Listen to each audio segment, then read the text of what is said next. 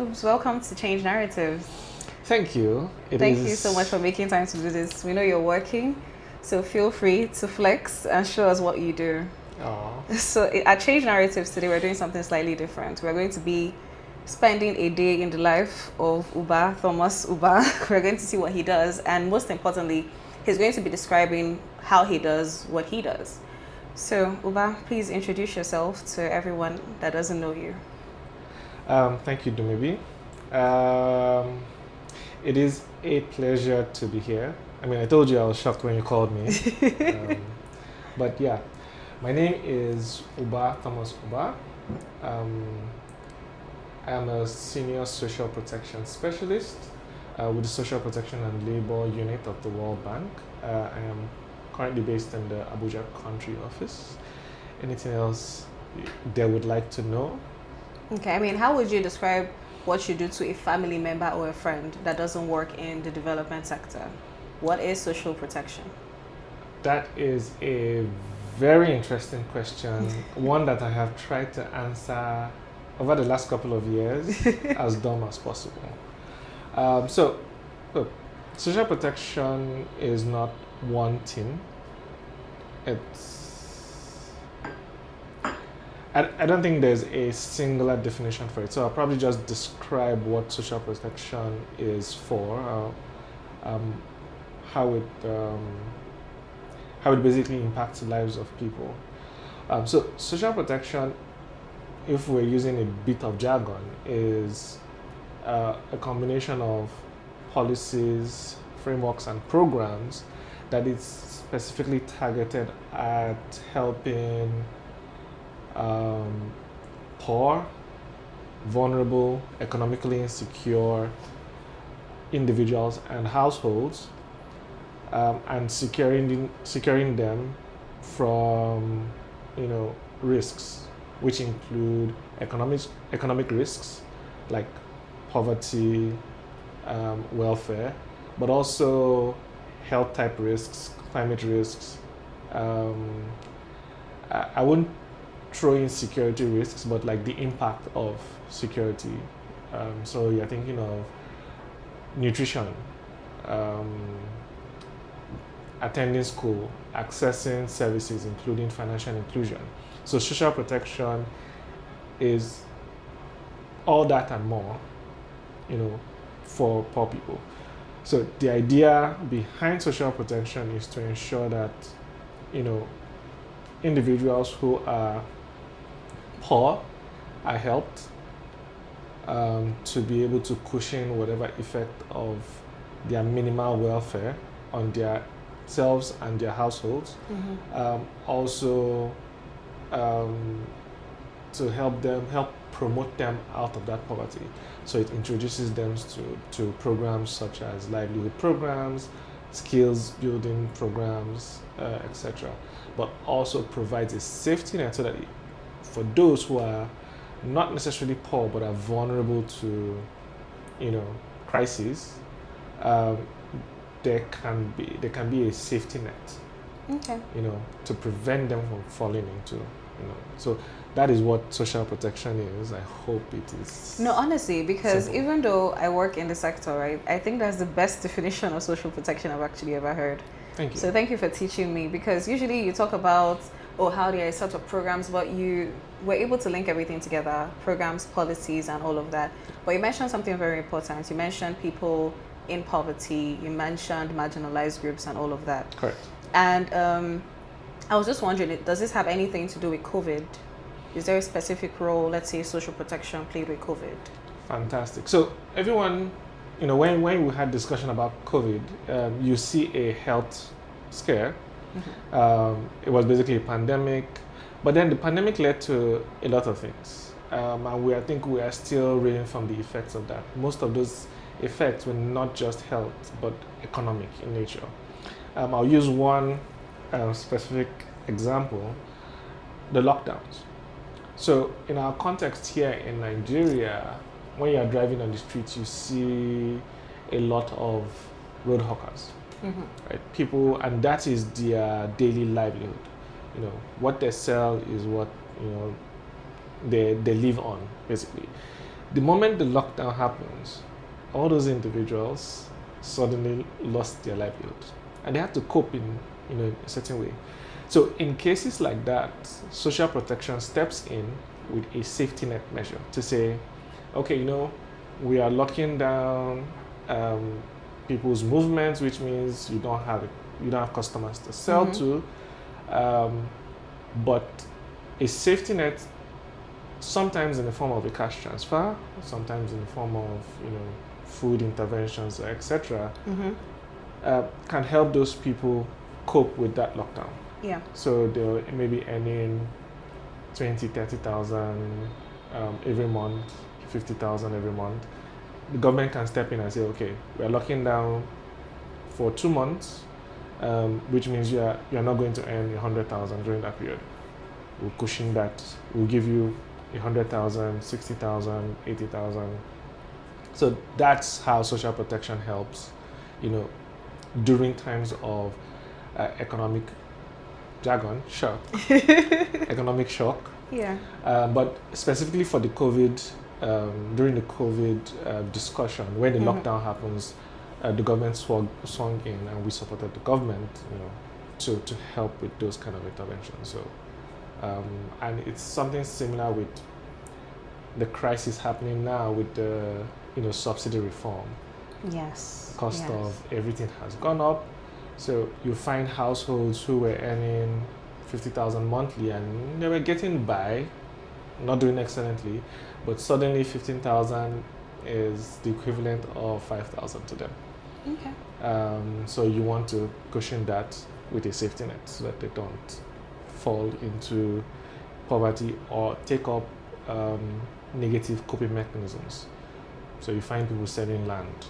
That's a negative coping mechanism because the land is an asset. You want them to hold on to that as long as possible. Yes. So if you can provide a safety net for them to prevent that land sale, that's what social protection really does in times like that. That's actually amazing. You're a superhero in your own right. So I was just wondering, was there ever a moment in your life that you knew that this is something you're going to do, this is something you have to do? What's the best way to describe it? Is this something you have to do, or something you're going to do, or something you ended up doing? That is an interesting question. I say it's interesting because I think for me, life happens quite flexibly. I know planning, I've spoken to a lot of people who are life coaches and all, and they're like, oh, you have to plan, set goals. Yeah. And all that is great. But the simple answer to that question is I didn't see myself here 10 years ago. I had a very totally different plan. So my background is tech. That's my training from university, computer engineer. When I came out of school, I was building software and writing code. All that was very, very interesting. Tech bro. Yes. So I am a tech bro, but I don't think it was sufficient for me. Yeah. For me, engineering really was about how do you apply that to solve problems. Yes. So my first take at tech was really to help build wealth for small and medium scale enterprises. Yeah. This was like a long time ago, maybe like 2 lifetimes ago, maybe. But that was how I, approached professional life, but also personal life. I have to apply myself, knowledge, apply it to solve a problem, to impact someone. So that's kind of like my philosophy. The private sector is great. There's a lot of money there. But sometimes I lose sight of the impact that it gives. And then you become, it's about profit, because again, there's the bottom line that you have to contend with. You have to worry about expenses, expenditures, etc. So I sort of evolved for that from there into the broader development sector, and I was doing innovation management, and sort of that was the long journey that led me to this point where my work really as a social protection specialist is to ensure that everything I've described previously on the social protection programs is delivered properly. Yes. Using, auditable digital systems that people can trust. Because, again, coming back to our context in Nigeria where, you work with the government on anything, there's a certain mistrust that comes with it. So my focus was, okay, how can I leverage what I know to achieve these goals, to ensure that impact gets to the people, and then there's a narrative around there that says, if you don't trust it, you can come verify for yourself. So yeah. No, I do not see myself here, but yes, it's sort of like a journey that has sort of led me here, and it's how I just keep applying myself to. It's also very nice how you've answered a lot of the other questions I have, because I've seen you do your work, and I see how you're able to move your skills towards cross-cutting things in the bank. And I was going to say something about adaptability. The fact that I feel the labor market has changed so much that you now have to be so adaptable. Like, imagine you coming from the tech sector into social protection, and then seeing the intersection between both sectors. Yeah. And you have one goal, which I believe everyone, to be honest, has a common goal, which is solving problems. So whether you're running a business or you're working in the development sector, you're trying to solve a problem. Yeah. And then you were able to, build a system around all of this. So what would you say are the main skills you were able to transfer from the tech sector into the development sector? The first main skill is the problem solving skill. So when people think of software development, especially, they think, someone behind a computer looking at multiple screens, cup of coffee or cup of Coke with a whole bunch of half-eaten donuts. Typing away. Yeah. No, but really, software development is really about problem solving. In fact, there was a time where it was called solutions development. You're developing solutions for people. So the one thing you have to learn is that when you see a problem, you have to first solve it, then develop an algorithm to automate the solution. Then you can code. Yes. So there is that skill of ability to critically look at things and analyze and solve. Then the whole idea of program or project management comes into play, because you have a goal, you have a start point. Getting between the start point and the goal involves a couple of steps, and it can be flexible like the agile methodology, or straightforward like the watershed methodology. But you take all those things into play, realizing that there you have to come up with that plan, timelines, specific deliverables, etc. But also the flexibility that when you meet not a dead end, but a challenge, you have to surmount it. Sometimes that entails also stepping back.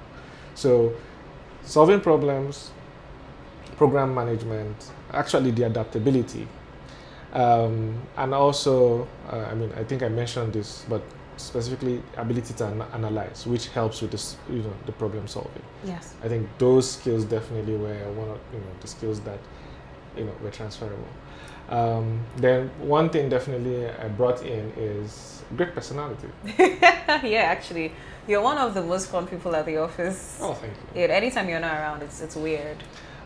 Sorry. I'm not even trying to flatter you, but honestly, you should know. So when you come back to listen to this again, you remember that I said it, and it was me that said it. You mentioned something about problem solving. Yeah. So when you're trying to work with the government, is there a time that political will and all of that stands in the way of the work you're trying to do, and some of even these new systems you've introduced to build trust? So is there a way, or is there something you apply in terms of problem solving to some of these barriers you can see in your work from the government? So I think, okay, not I think, based on what I have done so far and working with government, because I mean, you are with the bank and you know that our work is really with the government. We only really do support, personal training, and in the kitchen support. Yeah, we are not the cooks. We are not the, but we work with them side by side. What I'll say is political will is definitely not an exact science. It is not. It is. It's a bull that I think I am still learning to wrangle. Yeah. And when you speak about political will, it's twin. Well, yeah, I'll call it twin. Vested interest is not so far away. And in terms of really how you navigate those two, meandering waters that can be very turbulent, is really about one, contextual understanding. So you have to understand the context you're dealing with. Yes. Then you have to have a reasonable amount of emotional intelligence, I think. Because you have to pick up cues. What are they saying that they are not really saying or putting into words? Okay. So, Ubah, my question to you is how you're able to handle some of the political barriers you may face in your work. So you mentioned things about managing trust, building trust, problem solving, and all of that. And I believe, political will in itself is a problem. How do you address this? Okay, again, great question. As you can see, I'm itching my head because I'm trying to sort of pull out the answer. Yeah. So when I think of political will, the first thing I'll say, it's not an exact science because it has to do with personalities, right? And personalities vary. But when you start talking about political will, the one thing that comes to the fore immediately is vested interests. Yes. That immediately comes up. And to really get what we want in terms of political will, you have to understand the vested interest. And a lot of times understanding the vested interest, because vested interests are never explicitly stated. A lot of times it's in between the lines. In between the lines. It first takes a lot of understanding and reading in between the lines to really know what interests are being, portrayed, because they are never explicitly stated. Yeah. And I think to be really successful in navigating those two twin storms of political will and vested interest, you really have to now understand a bit of the context. Well, not a bit, a lot of the context. Whether it is political, social, even religious sometimes, you need to understand how those things relate and, interplay. But one key thing that I realized is, two things. So one, there's the emotional intelligence. But one tool in my toolbox that I always bring out to use is also a sense of humility, right? It's always very key. So I work in an institution that prides itself as a knowledge bank. So sometimes I like to refer to it as the ITK in the room. For those who do not know what ITK is I too know. Yes, it means that you know too much. You know too much. And you want everybody to know that you know. Correct. So the bank can be like that, and a lot of times that doesn't solve problems. It just, you go to, many times I've gone for meetings and you come out and then you just realize that, all that has happened in that meeting is that people just try to prove to themselves that they know. But no solution has come up. So what's being humble? You show them that you don't know, or you're willing to learn. So yes, so there's the willingness to learn, because for everyone you are speaking to, there is a bit of wisdom that they have to bring to the table. Yes. Whether it be experience in knowledge of a system they work with that you do not work with, and you need to be able to, engage at that level. Yes. So I have experienced that once you engage at that level, they're also willing to listen to you. Yes. And at that point in time, you now start understanding better, okay, these are your interests. This is what you define as a win. Yes. So when I say vested interest, it doesn't have to be clandestine. It just has to be, for me, a win is this. That is a vested interest. So how do they define their wins? And a lot of times their wins are not necessarily negative. Then you take your goal and say, okay, I can align this goal with your win. And the moment those two things meet, political will is born. That's very insightful, because you've worked in the sector for a long time, and everybody would always say, when you think of a problem you want to solve across Africa, in the course of my fellowship, when as fellows we were discussing, we'd be like, the government. But being able to look at it like this, gives a lot of insight on how to address problems. So let's say now we've addressed the issue of political will. What would you say comes first when you're trying to build or decide on a program? Would you say it's the people? Would you say it's the data or the policy, and why? First, the people. People. Always. So maybe I should have mentioned this, but one of the things that you learn when building a tech product is this idea called human-centered design.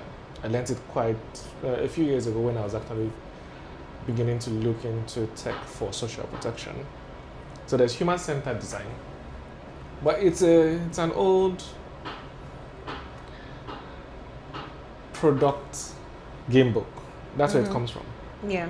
You are building a product. You need to know who your customer is first. So you build a customer profile and all that, and then you build a product to match that customer. Yeah. And if another customer profile comes, you build another project to match that customer. So first, the people. Yes. That's always, the main thing. the main thing. And the reason is when you put the people first, you're able to profile them. So you can say, okay, the people I want to target or the people I want to reach are women that are pregnant.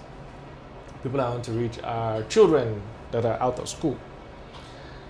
And then when you answer the question about who they are, then you answer the question. Then you try to ask the question of why are they here. And then when you try to answer the why are they here, then the policies come in. Yeah. Then you say, okay, they are here because the children are out of school because they are poor, or their parents are poor, or they are orphans, or there's no school within 50 kilometers of their residence or of their village. And then you realize that, okay, that's why they are there. And then you come up with the programs of, okay, we need to give them, cash transfers to help cushion the effect of monetary poverty. Let's build a school in their community so that they can walk to school 15 minutes and not have to worry about insecurity between their house and a school 50 kilometers away. Yeah. And then you say, okay, we need to, maybe the challenge is, they don't like the teachers in the school. Let's train people in your community to become teachers. Maybe they can relate to them better. Exactly. And it is when you answer those questions that I now consider the very last thing, financing, which is, so how do you now pay for this? Because there is no free lunch. Everything costs money. Yes. Everything. Every single thing costs, well, not only money, but costs something. Yeah. Most of the time, the lowest cost denominator we can find is money. So we always try to translate that to money. So So yeah, the people definitely, then policies, programs, and then financing. Yeah, and then you've actually worked across a lot of projects. And I like to think that people in your position will have a flow, you know, especially where you talk about people, because I'm so happy you mentioned people, you know, when I was asking about people, data, and policy. Yeah. So how would you say your flow is? Like, how do you have a system, a specific system? How do you find the people? How do you confirm, you know, the identity or the demographics they represent? How do you deliver support? How do you handle complaints? Like, is this, just walk me through your flow. So let's say you have a system, which I want to believe that you do. What exactly is your flow? Flow. Flow. So I was going to answer by saying I usually leave that to the smarter people. There are people smarter than you? Oh. I didn't know. So one of my biggest secrets is that I'm never the smartest person in the room. You know, I go in and then I allow the smart people speak, and then I agree to everything they say. Like, oh yes, yes, yes, and then I repeat it, and then I sound smart by repeating what they said. Okay. But I think so. In terms of flow, I'm a very, very fluid person, and I've been trying to convince myself that I need to change that, but I've learned that it's just how I am. I don't know how to plan and be rigid and stick to the plan. You know, for every time I tried that, I failed woefully. So the one thing in terms of flow, if that's what I would call it, is I always try to answer okay, where am I headed? Yeah. This is where I'm going to. So the people, right? I need to know that. So let's use a poverty program as an example. Okay. So in the bank, I lead a safety nets program, supporting cash transfers to poor households. Two questions that I answered is, one, who are these people? And two, how do they receive this benefit? Yeah. So the first question, who are these people? You know, the answer is shock affected people, but then that's quite vague. What do you mean by shock affected people? And this is where you now have to realize that you are one person, but you have access to team resources. So you can't achieve success without the strength of the team, right? Which is why I say I let the smarter people handle it. Okay. But the team gives you access to not just people resources, but also data that, you know, helps you fine tune every answer to every question that you've initially had. So that is how we answered, you know, who these people are. So we built a profile. They are this within this income bracket, likely in these locations, and then some smart people within the team will bring in AI and say, oh, we can use AI to further refine this using this data, you know. So we answer that. Then the next one you answer is, okay, what do we need to do fieldwork wise to be able to identify these people, and who do we need to engage with? You do that, you do the field work, you do the stakeholder engagement. So you are talking about everything from village chiefs to other community groups, women, youth, men, you know, religious, but also government stakeholders. So the NIMC, that's the National Identity Management Commission, that deals with the foundational ID for people. The central bank and the various financial service providers and payment system providers, you get to deal with them. So banks, system specs, remitter, you know, and you get to deal with them. And then you connect all those systems.